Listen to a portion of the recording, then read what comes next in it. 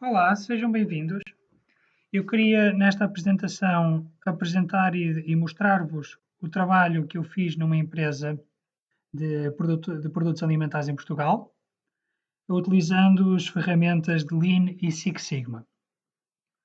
O objetivo deste trabalho foi a redução do lead time da família Pastel de Nata.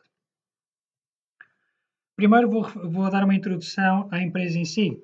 Esta empresa terminou o ano 2016 com os resultados que colocavam em causa a sustentabilidade financeira a curto prazo. Portanto, a administração no ano a seguir viu-se na necessidade de implementar melhorias e reduzir as despesas operacionais e aumento do fluxo de vendas. A família de produtos que mais representava nas vendas, por 48%, era a família do pastel de nata. Portanto, estamos a ver que esta empresa estava muito focada e direcionada para a produção de pastel de nata. Para não haver confusões, o tempo que decorre entre a encomenda do cliente e a entrega da mesma é o que nós designamos por lead time. Neste projeto em si, nós focámos-nos mais nomeadamente no lead time de produção, ok? Porquê que é útil reduzirmos o lead time de produção ou o lead time na sua generalidade? Ao reduzirmos o lead time, permite-nos, ou é uma das consequências de redução de stock, o que também vai aumentar a satisfação do cliente, porque o que os clientes querem é, hoje em dia, é mais encomendas, com menores volumes, para responder e serem mais flexíveis e responderem aos clientes deles. Ao reduzirmos o lead time, também por consequência, vamos simplificar os processos internos da empresa. E como eu referi há bocado, se temos se a empresa está com problemas financeiros e se nós temos uma das grandes famílias que representam o volume de vendas, então reduzindo o lead time na família que representa o maior volume de vendas, é um dos primeiros passos para garantir esta sustentabilidade da empresa e o retorno de investimento do acionista. Agora, como é que nós reduzimos o lead time? Com recurso à metodologia de Mike, da Six Sigma e ferramentas de Lean, como já vão ver. Eu não vou explicar o Project Charter, não vou mostrar o Project Charter por completo, apenas 4 tópicos relevantes. O objetivo, neste caso, que era reduzir o lead time da família de produtos pastel de nata em 25% do estado atual até 9 de junho de 2017. Eu decidi manter os 25% porque na altura eu ainda não sabia, não havia dados relativamente ao lead time, mas sabíamos que se a empresa reduzisse 25% deste lead time, já estaria muito contente, vá. O âmbito, como eu falei, era o processo de produção, portanto, a partir do início de bater a primeira dose, até temos a dose de massa, massa folhada, e o fim, terminávamos com as caixas de pastéis embaladas. Fora de âmbito, mesmo dentro deste processo de produção, é a preparação, a confecção e arrefecimento do recheio. Para a equipa de projeto, temos o diretor de produção e eu, como líder de projeto, o dono do processo, ou neste caso a dona, o chefe de manutenção e um escriturário. Inicialmente pensávamos que o impacto anual seria em 31.500 euros ano, de soft savings, mas mais à frente vou referir que não foi esse o único impacto que foi observado. Para entenderem mais ou menos como é que este processo funciona, temos como suppliers, para esta cadeia de valor, o diretor de produção e diretor de qualidade, logística, equipamentos e operadores de limpeza, que dão como inputs, digamos, as pessoas, máquinas, matérias-primas disponíveis, o material higienizado, porque é muito importante nas empresas do ramo alimentar, e informação do que é que nós vamos produzir. O processo em si, de uma forma geral, começamos com a informação de produção, claro. Laminamos a massa e margarina. O que é laminar? Laminar é basicamente fazer a massa folhada. Quando temos este processo já feito, formamos as bases do pastel de nata e depois enchemos e o congelamos de seguida. Novamente, está fora do âmbito aqui a confecção do recheio. Finalmente, embalamos em caixas. Portanto, o output deste processo, como o próprio a última caixa diz, é o pastel embalado. Mas também vamos ter os documentos de produção atualizados, a variação de lead time e de pesos é também um output deste processo, retrabalhos, muito também significativo, e material para higienizar. Como clientes temos o diretor de produção, o dono do processo para os documentos, o cliente final e a estação de higienização. Portanto, nós aqui já temos mais ou menos uma ideia como é que este processo se vai passar. Ocorreram mais algumas deliverables na fase define, mas eu vou passar à frente. Esta apresentação é de uma forma reduzida, de forma a que a equipa de gestão consiga entender de uma forma diagonal, ou digamos de um alto do monte, consigam entender, ou das nuvens consigam entender o que é que se passou neste projeto e para verem a mais-valia que é melhoria contínua. Agora, Pulse Measure, onde nós efetivamente vemos o estado atual, analisamos e medimos o nosso estado atual. Nesta fase, eu realizei ações de formação sobre Lean Six Sigma na empresa, que era preciso para este projeto. Dividimos o lead time total em 5 parcelas, para ser mais facilmente medido. Definimos operacionalmente os começos e os fins de cada uma das parcelas e recolhemos o lead time de cada uma delas e desenhando um Value Stream Map de alto nível. Focando no Value Stream Map, portanto, eu passei aqui a parte de Measurement System Analysis, a elaboração das checklists. Focando apenas no output final, esta é a linha na sua totalidade, desde a laminagem até o embalamento das caixas. E o interessante é que demorava 393 minutos, ou 6 horas e meia, para uma única unidade viajar pela cadeia de valor toda de produção.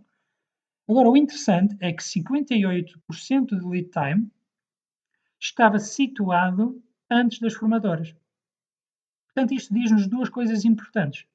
Diz-nos que, primeiro, as formadoras é o gargalo da linha.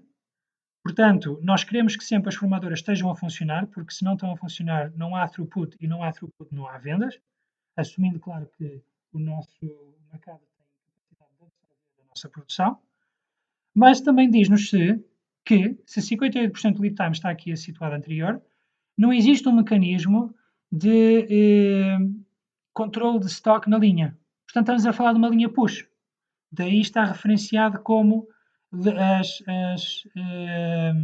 as linhas escuras, que é o método normal em Value Stream Mapping. Ok? É interessante também o T3, o tempo T2.2 e T3 é um tempo que passa relativamente rápido em comparação com toda a parte do resto da linha. Ok, portanto está-nos a dar uma indicação que se nós nos queremos reduzir o lead time, já temos o sítio para nos focar. Seguinte, Analyze.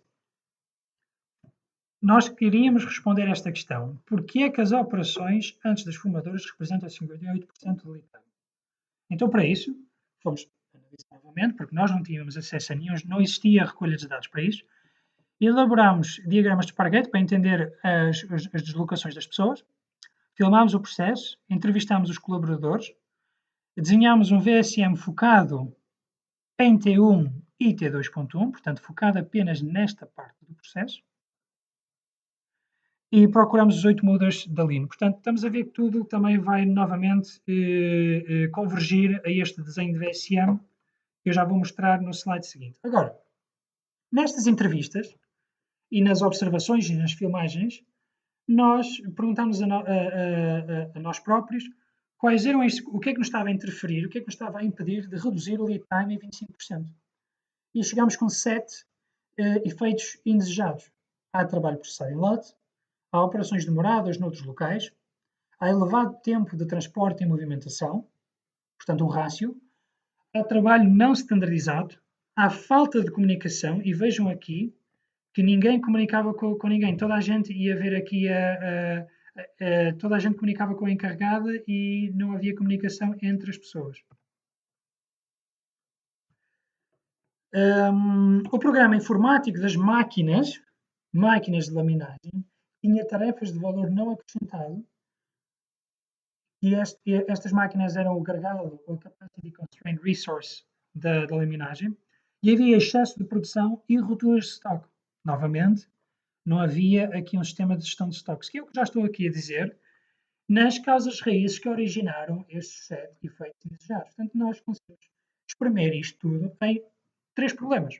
Layout incorreto das máquinas e pessoas e processos, a inexistência do sistema de gestão visual para a gestão de estoque, a ausência de standardização na sequência de trabalhos.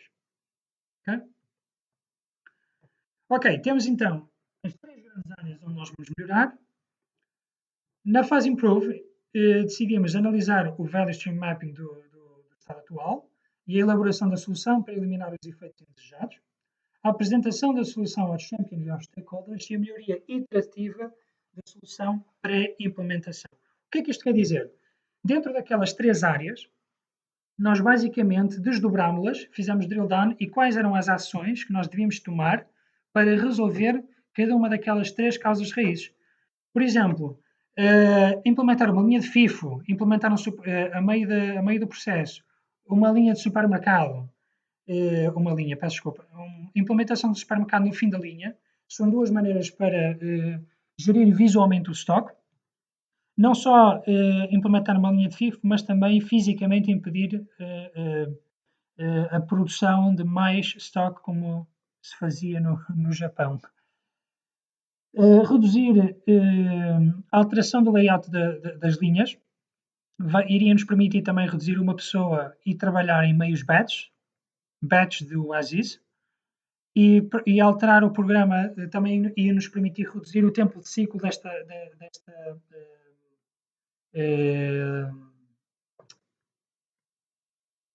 workstation, porque também havia às vezes rupturas de estoque.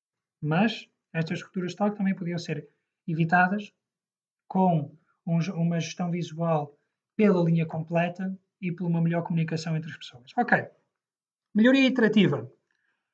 Alteração do layout. A apresentação da alteração do layout juntamente com algumas melhorias à equipa de trabalho core daquela workstation. Esta apresentação não foi só feita com voz, mas também verbalmente, mas também com a alteração mesmo física das máquinas para demonstrar como é que o trabalho ia acontecer.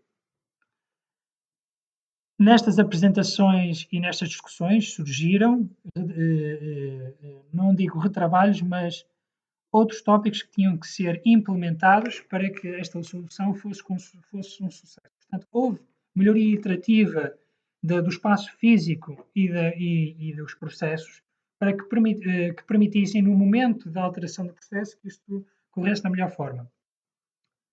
E foi exatamente isso que aconteceu. Quando nós mandámos o processo e começámos a medir o estado futuro, notámos uma redução, um aumento da estabilidade de produção, portanto, uma redução do desvio padrão. Observámos também uma redução do tempo médio de lead time, tanto para T1, portanto, a parcela T1, como para a parcela T2.1. A parcela T2.1 está mais focada foca-se à volta do tempo que o produto fica à espera em WIP no supermercado. Ok? Ou melhor, antes não havia supermercado, agora há. O que é que acontece? Redução drástica do desvio padrão, o que significa eliminação ou redução da probabilidade de ruptura de estoques, mas também redução do estoque em si para um estoque mais baixo de tempo. Portanto, as coisas parecem bem à primeira vista. Agora vamos então utilizar estatística, testes de hipóteses, para confirmar exatamente se houve as melhorias que nós prometemos a fazer. Primeira pergunta que nós nos fizemos: a média do lead time na fase measure é superior à média do lead time na fase prove para um alfa de 0.05. E observamos que sim, o nosso p-value era muito significativo. Existia mesmo esta diferença de média, com uma potência muito forte, 0.97, sendo que o índice de confiança de 8 minutos a 32 minutos. O que é que significa? Significa que 95% da produção na fase improve tinha menos, ou melhor, o lead time era, em 95% das vezes, o lead time era menor entre 8 a meia hora mais cedo do que na fase measure. Portanto, o resultado é a média de lead time da fase T1, peço desculpa, da parcela T1 na fase improve é de 25% inferior à média da measure. Nós fizemos exatamente o mesmo processo do sample t-test, mas para T2, sendo que nós já não estávamos à procura de uma melhoria de 25%, reparámos que havia uma alteração tão drástica, estávamos à procura de uma melhoria de 50% e, novamente, encontramos essa melhoria com uma potência muito boa. Olhem que, notem aqui que na fase improve, 95% da produção estava entre meia hora a 2 horas com menos lead time, digamos assim, que na fase measure. Como nós também observámos, e não era o nosso ponto inicial, como também observámos uma redução qualitativa do nosso desvio padrão, também fomos testar se exatamente houve uma alteração significativa do nosso desvio padrão. Portanto, a pergunta que nós fizemos era: será que o nosso desvio padrão tem um rácio de 1.67, ou isto é superior a 40% da fase improve? Desculpa, se o T1 se o desvio padrão do lead time de T1 da fase measure é 40% superior ao desvio padrão da fase improve, e novamente, com uma potência um bocadinho mais fraca, mas de qualquer das formas é acima de 80%, que é muito bom, encontramos que o nosso p-value era acima de 0.05, e neste caso podemos dizer que o lead time de T1 na fase improve é inferior a 40% da média da fase measure. A mesma lógica usamos para o T2.1, mas como vimos que havia uma alteração mais notória no desvio padrão, procuramos por diferenças de 50% superiores com o teste com o F-test, e novamente encontramos grandes melhorias. Portanto, finalmente podemos dizer que, além de reduzirmos o nosso lead time, reduzimos também a variabilidade do nosso processo. E esta variabilidade, eu vou falar mais à frente, a variabilidade, onde é que ela vai atuar e onde é que nós não medimos. Ok. O que é que nós estamos a ver aqui? Estamos a ver o estado futuro da workstation de laminagem. Antes tinha aqui colocar um supermercado, e nós acabamos por colocar um supermercado, colocámos uma linha de FIFO, reduzimos o número de pessoas no batch de dose e permitiu-nos ter muito mais, reduzimos WIPs entre operações, permitiu-nos ser muito mais flexíveis neste caso, ok? Portanto, nós consideramos que o projeto foi um sucesso, com uma redução de lead time na totalidade da linha de 26%, uma redução do WIP de 27%, uma redução da distância percorrida em 70%. Isto foi uma das razões, também podemos retirar colaboradores da linha. Aumentamos a produtividade daquela workstation em 21%, reduzimos o tempo de ciclo daquela workstation em 20% e atingimos soft savings ao ano de 10.500 euros. Ok. Primeiro, soft savings é abaixo do que nós estávamos à espera, sim, mas houve uma